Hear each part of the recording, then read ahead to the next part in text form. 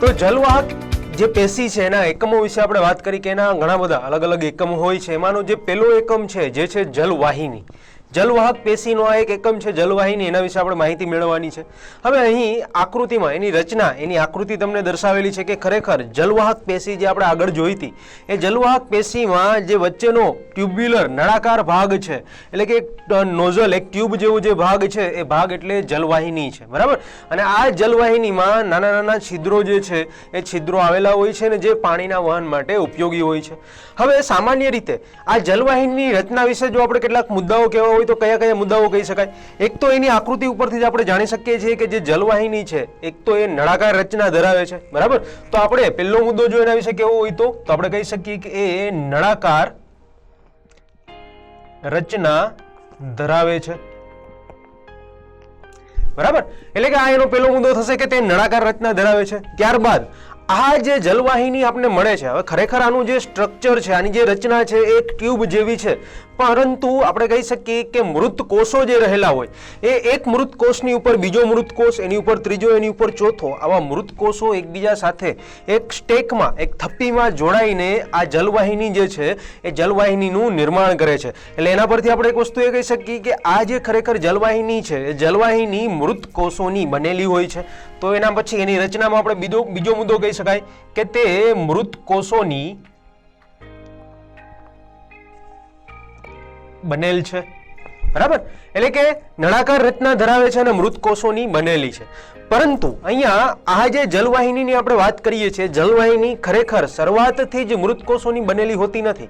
એમાં શરૂઆત જ્યારે જલવાહિની બને છે ત્યારે એમાં કહી શકાય કે જીવંત કોષો છે, જીવંત કોષો આવેલા હોય છે અને આ જીવંત કોષો ઉપર લિગ્નિનનું સ્થૂલન થાય છે. લિગ્નિન એટલે કે એક મીણયુક્ત પદાર્થ છે, મીણયુક્ત દ્રવ્ય છે, એનું સ્થૂલન જે છે એ સ્થૂલન આ જીવંત કોષો ઉપર થાય છે અને સમય જતા આ લિગ્નિનનું સ્થૂલન એટલું બધું જાડું થઈ જાય છે કે આ જે જીવંત કોષો છે મૃતપાયી બને છે, બરાબર.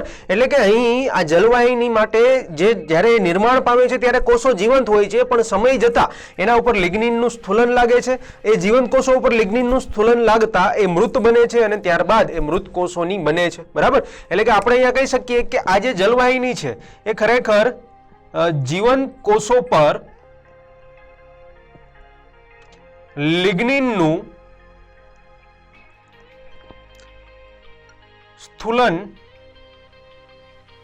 થતા તે મૃત બને છે. એટલે કે અહીંયા જીવંત કોષોની બનેલી છે, એના ઉપર લિગ્નિનનું સ્થૂલન થાય એટલે કે એ કોષો છે મૃત બને છે. એટલે આ જલવાહિની છે મૃત કોષોની બને છે, બરાબર. પરંતુ અહીંયા એક વસ્તુ એ પણ જાણવા જેવી છે કે આ જ્યારે મૃત કોષો જલવાહિનીના જે જીવંત કોષો હશે એના ઉપર લિગ્નિનનું સ્થૂલન થશે એટલે સમય જતા એ મૃત કોષો તો બને જ છે, પરંતુ એ મૃત કોષોમાં જે એનું અંદરનું સ્ટ્રક્ચર રહેલું હોય એટલે કે એના જે કોષ કેન્દ્ર છે, આ કોષ દિવાલ છે, તો સમય જતા એ બધાનું ડીકમ્પોઝિશન થાય છે અને ડીકમ્પોઝિશન થવાથી ફાઇનલી એક રચના આપણે એક નળાકાર રચના, એક નળાકાર પાઇપ જેવી રચના જ મળે છે અને એ રચના એટલે આપણે કહી શકીએ જલવાહિની, બરાબર. એટલે કે અહીંયા આ જીવંત કોષો ઉપર લિગ્નિનનું સ્થૂલન થઈ છે અને સ્થૂલન થતા એ કોષોમાં જે મૃત કોષો બને છે એમાં કોષ કેન્દ્ર અને બાકીનું જે અંદરનું કોષનું સ્ટ્રક્ચર હોય એ સ્ટ્રક્ચરનું ડીકમ્પોઝિશન થાય છે અને એનું ડીકમ્પોઝિશન થતા તમને એક આખી નળાકાર ટ્યુબ છે એ ટ્યુબ મળે છે, બરાબર. એટલે કે આ ટ્યુબ મળે એ જ આપણી આ જલવાહિની જે છે એ જલવાહિની થશે ને ત્યારબાદ આ જલવાહિનીમાં આપણે જોઈ શકીએ છીએ એ રીતે અલગ અલગ જે છિદ્રો આવેલા હોય એના મારફતે આપણે વનસ્પતિમાં, વૃક્ષમાં પાણીનું જે વહન છે વહન સરળતાથી કરાવી શકીએ છીએ, બરાબર. હવે ખરેખર અહીંયા જલવાહિનીમાં આપણે કીધું કે એના કોષો ઉપર લિગ્નિનનું સ્થૂલન છે એ રહેલું હોય છે. એટલે સામાન્ય રીતે આ જલવાહિની જ્યારે જલવાહક પેશીમાં રહેલી હોય તેના ઉપર જે લિગ્નિનનું સ્થૂલન છે એ લિગ્નિનનું સ્થૂલન કહી શકાય કે એ જે લિગ્નિન છે એકદમ સખત અને બરડ પદાર્થ છે અને લિગ્નિનનું સ્થૂલન જ્યારે આ કોષો ઉપર થાય છે ત્યારે એ આ કોષોની જે જલવાહિનીનું સ્ટ્રક્ચર છે, જલવાહિનીને મજબૂતાઈ છે એ મજબૂતાઈ પૂરી પાડે છે, બરાબર. તો આપણે અહીંયા એ પણ જણાવી શકીએ કે જે લિગ્નિન છે તો આ લિગ્નિન સખત અને બરડ હોય છે, બરાબર. જે જલવાહિનીને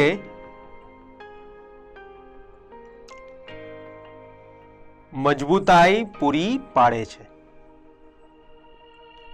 બરાબર. તો આ થઈ જલવાહિની, જે જલવાહક પેશીમાં રહેલો એક ભાગ છે એની રચના વિશેના કેટલાક મુદ્દા. ફરીથી આપણે જોઈ લઈએ તો કહી શકાય કે જલવાહક પેશીમાં જે જલવાહિની રહેલી છે, એક તો એ નળાકાર રચના ધરાવે છે. બીજો ખાસ મુદ્દો કે મૃત કોષોની બનેલી છે, પણ એમાં પણ થોડું જાણવા જેવું એ છે કે એ શરૂઆતથી જ મૃત કોષોની બનેલી હોતી નથી. એ સૌપ્રથમ જીવંત કોષો એમાં રહેલા હોય છે. જીવંત કોષો ઉપર લિગ્નિનનું સ્થૂલન થાય છે. એનું સ્થૂલન એટલું બધું વધારે થઈ જાય છે કે જીવંત કોષો મૃત બને છે અને ત્યારબાદ એ મૃત કોષોનું બને છે. બરાબર. અને જ્યારે એના પર લિગ્નિનનું સ્થૂલન થાય અને કોષો મૃત બને છે ત્યારે એની અંદરનો જે ભાગ છે, અંદરના ભાગનો એટલે કે કોષના અંદરના ભાગનું ડીકમ્પોઝિશન થાય છે અને એનાથી આપણે છેલ્લે એ બધું જ ડીકમ્પોઝિશન પત્યા બાદ છેલ્લે એક નળાકાર ટ્યુબ, જે અહીંયા આકૃતિમાં જોઈ શકીએ છીએ, એવી નળાકાર ટ્યુબ આપણને મળે છે. બરાબર. અને એ જ આપણી જલવાહિની છે. અને આ જે લિગ્નિનનું સ્થૂલન છે, તો આપણે કીધું એ પ્રમાણે લિગ્નિન એક પદાર્થ છે કે જે ખૂબ જ સખત અને બરડ હોય છે. તો આ જે લિગ્નિન છે, લિગ્નિન ખરેખર જે જલવાહિની છે, જલવાહિનીને મજબૂતાઈ પૂરી પાડે છે. હવે આગળ આપણે જે જલવાહક પેશીનો બીજો એકમ જે છે એ છે જલવાહિનીકી. બરાબર. તો હવે આપણે આ જલવાહિનીકીની રચના અને એના કાર્યો વિશે માહિતી મેળવીએ. તો જલવાહિનીકી, જલવાહિની બાદ જલવાહિનીકમાં પણ આપણે એની રચનાથી શરૂઆત કરીશું કે આ જલવાહિનીકી છે ખરેખર એની રચના અહીંયા આકૃતિમાં જે રીતે દર્શાવીએ છીએ એ રીતે જ આપણે જોવા મળે છે. આ પણ જોતા આપણે એવું લાગે છે કે જે જલવાહિનીકીની રચના છે એ પણ સામાન્ય રીતે એક ટ્યુબ્યુલર સ્ટ્રક્ચર એટલે કે નળાકાર રચના ધરાવે છે અને એની અંદર કોષો રહેલા છે. તો આ જે કોષો છે એ આપણે કહી શકીએ કે લાંબા અને કહી શકાય કે નળાકાર કોષો જે છે એ લાંબા અને સિલિન્ડ્રિકલ કોષો આ જલવાહિનીકી જે છે એ ધરાવે છે. બરાબર. અને આમાં પણ આવા છિદ્રો જે છે એ રહેલા હોય છે. હવે આની રચના વિશે આપણે પહેલો મુદ્દો તો એ જ કહી શકીએ કે આ જે જલવાહિનીકી છે એ જલવાહિનીકીના કોષો લાંબા અને નળાકાર હોય છે. બરાબર. તો પહેલો મુદ્દો એની રચનામાં આપણે એવું લખી શકીએ કે તેના કોષો લાંબા અને નળાકાર હોય છે. બરાબર. હવે અહીંયા પણ આ જલવાહિનીકીના એની રચનામાં આપણે પેલું તો એ વસ્તુ કીધી કે કોષો લાંબા અને નળાકાર હોય છે, પરંતુ સાથે સાથે અહીં પણ જે રીતે આગળ જલવાહિનીમાં આપણે વાત કરી એ રીતે અહીં પણ જલવાહિનીકીમાં જે એની રચના કરવા માટે જે કોષો ઉપયોગમાં લેવાય છે એ કોષો મૃત કોષો હોય છે. બરાબર. તો આપણે કહી શકીએ કે તે મૃત કોષો ધરાવે છે. તે મૃત કોષો ધરાવે છે એટલે કે આ એની રચનાનો બીજો મુદ્દો થઈ જાય. એ સિવાય આ જે મૃત કોષો રહેલા છે અહીંયા પણ જલવાહિનીની જેમ જ એની દિવાલો ઉપર, કોષોની દિવાલ ઉપર લિગ્નિનનું સ્થૂલન હોય છે. એટલે કે આ જે કોષો છે એ કોષો જાડી લિગ્નિફાઈડ દિવાલો જે છે દિવાલો ધરાવે છે. એટલે એ મુદ્દો પણ આપણે અહીંયા લખી શકીએ કે તે જાડી લિગ્નિફાઈડ દિવાલો ધરાવે છે. બરાબર. આની રચનાનો ત્રીજો પોઈન્ટ કહી શકાય કે તે જાડી લિગ્નિફાઈડ દિવાલ જે છે દિવાલ ધરાવે છે. અને અહીંયા જાડી લિગ્નિફાઈડ દિવાલ એટલે કંઈ નહીં કે એની દિવાલ ઉપર લિગ્નિનનું જે રીતે જલવાહિનીમાં સ્થૂલન કરેલું હતું એ જ રીતે જલવાહિનીકીના કોષોમાં પણ આ લિગ્નિનનું સ્થૂલન રહેલું હોય છે. અને આપણે એ વસ્તુ આગળ જોઈ ગયા જલવાહિનીમાં કે લિગ્નિન છે એકદમ સખત અને બરડ પદાર્થ છે. એટલે કે જો આ કોષોની દિવાલ ઉપર આ લિગ્નિનનું સ્થૂલન થાય એટલે કે લિગ્નિફાઈડ કોષ દિવાલ આવેલી હોય તો આ લિગ્નિફાઈડ કોષ દિવાલ ઘણી જ મજબૂત હશે. એટલે અહીંયા પણ આપણે કહી શકીએ કે આ જે જાડી લિગ્નિફાઈડ કોષ દિવાલ આ જલવાહિનીકીના કોષો ધરાવે છે તો એના લીધે જે જલવાહિનીકી છે એ જલવાહિનીકી મજબૂત સ્ટ્રક્ચર ધરાવે છે. અને જલવાહિનીકી દ્વારા પણ પાણીનું વહન છે એ વહન આપણે કરી શકીએ છીએ. બરાબર. તો અહીં આપણે જલવાહિની અને જલવાહિનીકી એ બંનેની રચના વિશે વાત કરી. હવે આ બંનેની રચના આપણે જોતા એક વસ્તુ તો તમને બહુ સામાન્ય લાગેલું છે કે બંને મૃત કોષોની બનેલી છે, બંને નળાકાર રચના ધરાવે છે, બંનેમાં લિગ્નિફાઈડ દિવાલો આવેલી હોય છે અને બંને ટ્યુબ્યુલર સ્ટ્રક્ચર એટલે કે નળાકાર સ્ટ્રક્ચર, ટ્યુબ જેવું સ્ટ્રક્ચર છે એ ધરાવે છે. એટલે કે બધા મુદ્દાઓ તો એના માટે સેમ છે, સરખા છે, પરંતુ આ બંને વચ્ચેનો મુખ્ય તફાવત શું છે એટલે કે જલવાહિની અને જલવાહિનીકી વચ્ચેનો તફાવત શું છે એ આપણે જોઈએ અને ત્યારબાદ એના કાર્યો વિશે આપણે માહિતી મેળવીએ. તો જલવાહિની અને જલવાહિનીકી આ બંનેની રચના વિશે અભ્યાસ કર્યા બાદ આપણો મુખ્ય સવાલ એ હતો કે જલવાહિની અને જલવાહિનીકી છે એ સમાન જ લાગે છે. બરાબર. હવે આ ખરેખર આ ક્વેશ્ચન માર્ક છે, પ્રશ્ન છે કે સમાન લાગે છે કે નહીં. તો રચના જોતા તો આપણે એવું જ લાગે કે જલવાહિની અને જલવાહિનીકીની જે રચના આપણે જોઈ એ ખરેખર બંને એકબીજાથી સમાનતા જ ધરાવે છે, પરંતુ ખરેખર એવું નથી. આ જલવાહિની અને જલવાહિનીકીની રચના છે એમની વચ્ચેનો એક મુખ્ય તફાવત રહેલો છે. એ તફાવત એવો છે કે જો આપણે જલવાહિની જલવાહિનીની વાત કરીએ તો જલવાહિનીની જે રચના છે, એમાં ઘણા બધા કોષો ભેગા મળીને એ જલવાહિની છે એ બનાવે છે, બરાબર. એમાં મૃત કોષો તો રહેલા છે જ, પણ એક કરતા વધારે ઘણા બધા કોષો ભેગા થઈને જલવાહિનીની રચના બનાવે છે. જ્યારે આપણે જલવાહિનીની વાત કરીએ તો જલવાહિની છે એ એક જ કોષની બનેલી હોય છે, એટલે કે એક લાંબો નળાકાર કોષ હોય, એ જીવન કોષ ઉપર લિગ્નિનનું સ્થૂલન થાય, એ મૃત બને છે, એટલે કે લિગ્નિફાઈડ કોષ દિવાલો ધરાવે છે અને એ ટ્યુબ્યુલર સ્ટ્રક્ચર બનાવે છે. તો જલવાહિનીની જે સ્ટ્રક્ચર છે એ એક જ કોષનું બનેલું હોય છે અને જલવાહિનીનું સ્ટ્રક્ચર, એની જે રચના છે એ ઘણા બધા કોષો ભેગા મળીને એ બનાવે છે. એટલે કે આ જલવાહિની અને જલવાહિનીના કોષો વચ્ચે આપણે થોડી સમાનતા તો જોઈ હતી રચનામાં, પરંતુ એમની વચ્ચેનો મુખ્ય તફાવત જ આ છે કે આપણે યાદ રાખવાનું એ વસ્તુ છે અહીંયા કે જલવાહિની એ ઘણા બધા કોષોની બનેલી છે અને જલવાહિની જે છે એ એક જ કોષની બનેલી રચના ધરાવે છે, બરાબર. તો આ જલવાહિની અને જલવાહિની વચ્ચેનો જે મુખ્ય તફાવત છે એ તફાવત વિશે આપણે અહીંયા વાત કરી.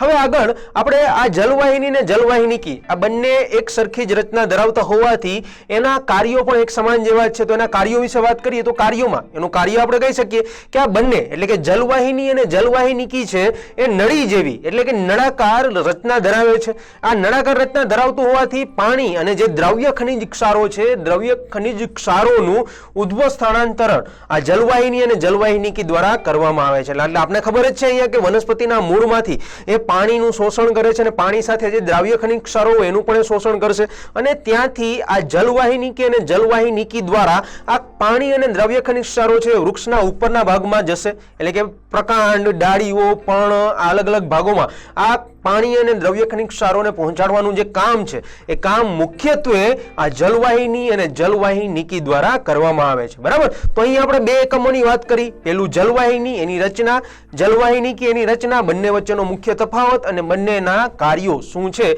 એના વિશે આપણે માહિતી મેળવી. ત્યારબાદ હવે આપણે જલવાહક પેશીનો જે ત્રીજો એકમ છે, ત્રીજો એકમ એ છે જલવાહક મૃદુતક. તો હવે આપણે જલવાહક મૃદુતકની રચના અને એના કાર્યો વિશે વાત કરીએ. તો જલવાહક મૃદુતકમાં આપણે એની રચનાથી જ શરૂઆત કરીએ. તો સૌપ્રથમ જલવાહક મૃદુતકની રચના આપણે જોઈએ તો અહીંયા આકૃતિમાં એની રચના છે બતાવેલી છે, દર્શાવેલી છે. હવે આ જલવાહક મૃદુતકની રચના જોતા તો એવો જ આપણે ખ્યાલ આવે છે કે એના કોષો છે એ કોષો એકબીજા સાથે જોડાઈને જે રીતે પેશીની રચના આગળ કરતા હતા એ જ રીતે અહીંયા જલવાહક મૃદુતકની રચના કરે છે અને એ ઘણી ખરી માત્રામાં સાચું પણ છે. અહીંયા જલવાહક મૃદુતકમાં કોષો આ રીતે એકબીજા સાથે જે રીતે આકૃતિમાં દર્શાવ્યું છે એ રીતે એકબીજા સાથે જોડાઈને જલવાહક મૃદુતક છે એ મૃદુતકની રચના કરે છે. એટલે કે અહીંયા જે કોષો રહેલા છે એમાં જે વચ્ચેનો ઘાટો ભાગ આપણે કોષોની વચ્ચે દેખાય છે કોષ કેન્દ્ર છે અને એમાં જે બીજો કોષ કેન્દ્ર સિવાયનો ભાગ છે એ કોષનો કોષરસ છે, બરાબર. તો આ રીતે જલવાહક મૃદુતક કોષોની આવી રચના સાથે કોષ કેન્દ્ર અને કોષરસ પણ એ કોષોમાં ધરાવે છે. હવે આના પરથી આપણે એક વસ્તુ ચોક્કસ કહી શકીએ કે જો કોઈ પણ પેશીના કોષો કોષ કેન્દ્ર અને કોષરસ ધરાવતા હોય એનો મતલબ તો એવો જ થાય છે કે આ પેશીમાં જે કોષો રહેલા છે કોષો કેવા હોવા જોઈએ? તો કહી શકાય કે જીવંત કોષો છે એ હોવા જોઈએ, કારણ કે જો કોષ જીવંત હોય તો જે કોષ કેન્દ્ર અને કોષરસ ધરાવતા હોય. બાકી જો મૃત અવસ્થામાં કોષો હોય તો એમાં કોષ કેન્દ્ર કે કોષરસ આવેલું હોતું નથી, બરાબર. એટલે અહીંયા આપણે કહી શકીએ કે આ જે જલવાહક મૃદુતક છે એ જીવંત કોષોનું બનેલું છે. આગળ આપણે જલવાહિની અને જલવાહિનીની વાત કરી તો એમાં આપણે એવું કીધું કે આ બંને મૃત કોષોની બનેલી હોય છે, જ્યારે આ જલવાહક મૃદુતક છે એ જીવંત કોષો ધરાવે છે, બરાબર. તો આ તો એની રચનાની વાત કરી. હવે આગળ જતા એના કાર્યો વિશે આપણે વાત કરવી હોય તો જલવાહક મૃદુતક છે એના કાર્યોમાં મુખ્યત્વે ખોરાકનો જે સંગ્રહ છે એ ખોરાકના સંગ્રહ માટે આ જલવાહક મૃદુતક છે મહત્વનું કામ કરે છે, બરાબર. એટલે કે વનસ્પતિમાં જે ખોરાક તૈયાર થાય છે ખોરાકનો સંગ્રહ આ જલવાહક મૃદુતકના જે કોષો છે કોષોમાં કરવામાં આવે છે. એટલે કે જલવાહક મૃદુતક એ ખોરાકના સંગ્રહ માટે ઉપયોગી છે અને અહીંયા આપણે ચોક્કસ કહી શકીએ કે શા માટે ખોરાકનો સંગ્રહ કરે છે? કારણ કે આ જલવાહક મૃદુતકના જે કોષો છે કોષો જીવંત છે, એટલે કોષરસ, કોષ કેન્દ્ર, રસધાની એ બધું જ એમાં ધરાવે છે. તો એટલા માટે જ ખોરાકનો જે સંગ્રહ છે આ જલવાહક મૃદુતકના કોષોમાં થતો આપણે જોવા મળે છે, જેનું પહેલું અને મુખ્ય કાર્ય છે.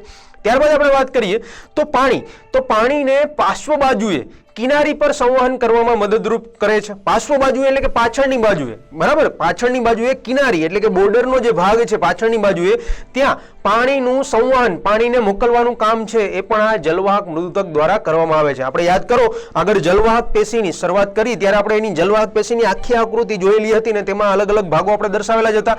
તો એમાં જલવાહક મૃદુતકનું તમે સ્થાન જોશો તો સૌથી બહારની બાજુએ આવેલું હશે, બરાબર. એટલે કે પાણીને પાર્શ્વ બાજુએ પાછળની બાજુએ કિનારી પર સંવહન કરવામાં મદદરૂપ થાય છે આ જલવાહક મૃદુતક પેશી. હવે અહીં આ જલવાહક મૃદુતકની રચના અને કાર્યો તો આપણે જોયા. ત્યારબાદ એનો છેલ્લો અને ચોથો એકમ છે જે છે જલવાહક તંતુ. જલવાહક તંતુ તો એ ખરેખર એની રચના જે છે આપણે જોઈએ તો અહીંયા આકૃતિમાં દર્શાવ્યા પ્રમાણે તંતુ આકારે એટલે કે ફાઈબર જેવી જ રચના ધરાવે છે. હવે આ જલવાહક તંતુ છે એ આવી ફાઈબર આવી તંતુ આકારની રચના ધરાવે છે તો એનું કાર્ય શું છે જલવાહક પેશીમાં? તો આપણે કહી શકીએ કે જલવાહક તંતુ જે છે ખરેખર મજબૂતાઈના કાર્યમાં મદદરૂપ થાય છે. એટલે કે જલવાહક પેશીના જે અલગ અલગ એકમો છે જલવાહિની, જલવાહિનીકી, જલવાહક મૃદુતક, તો આ દરેકને મજબૂતાઈ આપવાનું કામ અથવા તો ઓવરઓલ આપણે કહી શકીએ કે જે જલવાહક પેશી રહેલી છે એ જલવાહક પેશીને મજબૂતાઈનું કામ, મજબૂતાઈ આપવાનું જે કામ છે એ કાર્ય મુખ્યત્વે આ જલવાહક તંતુ દ્વારા થતું આપણને જોવા મળે છે. બરાબર. તો અહીં આપણે આ જલવાહક પેશી, જટિલ સ્થાયી પેશીમાં પેલી પેશી વાહક પેશી વનસ્પતિમાં જે જોઈએ જલવાહક પેશી અને એના દરેકે દરેક એકમોની રચના એના કાર્યો વિશે આપણે વિસ્તૃત માહિતી મેળવી. ત્યારબાદ હવે આપણે આ જટિલ સ્થાયી પેશીમાંનો જે બીજી એની વનસ્પતિની વાહક પેશી છે જે છે અનવાહક પેશી. તો હવે આપણે અનવાહક પેશી, એના એકમો અને એના કાર્યો વિશે આગળ માહિતી મેળવવાની છે.